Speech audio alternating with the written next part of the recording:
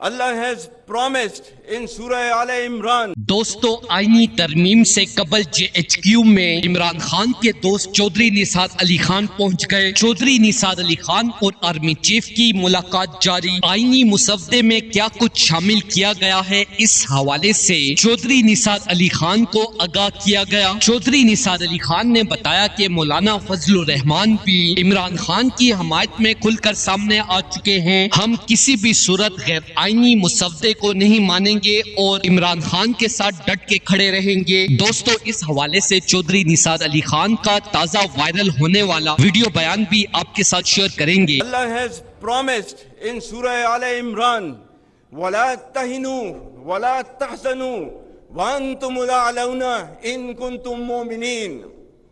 Fear not, worry not. You will be dominant indeed if you are believers. For those who start making hue and cry on some difficulty encountered, for them in Surah Ankabut, Allah says, أَحَسِبَ النَّاسُ أَن يُتْرَكُوا أَن يَقُولُوا آمَنَّا وَهُمْ لَا يُفْتَنُونَ.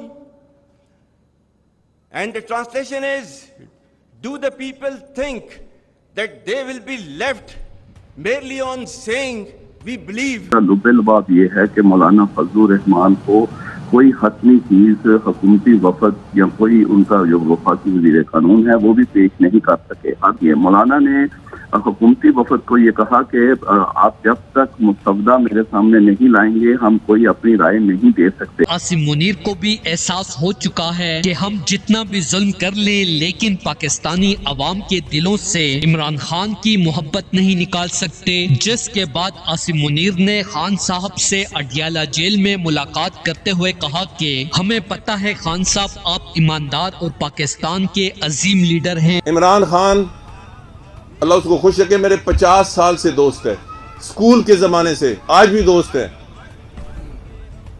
کسی شخص پہ اس نے اتنی کوشش نہیں کی اپنی پارٹی میں شامل کرنے کی جتنی میری کی ہے۔ اس نے تو سٹیج پہ چڑھ کے میرے حق میں اعلان کیے ہیں۔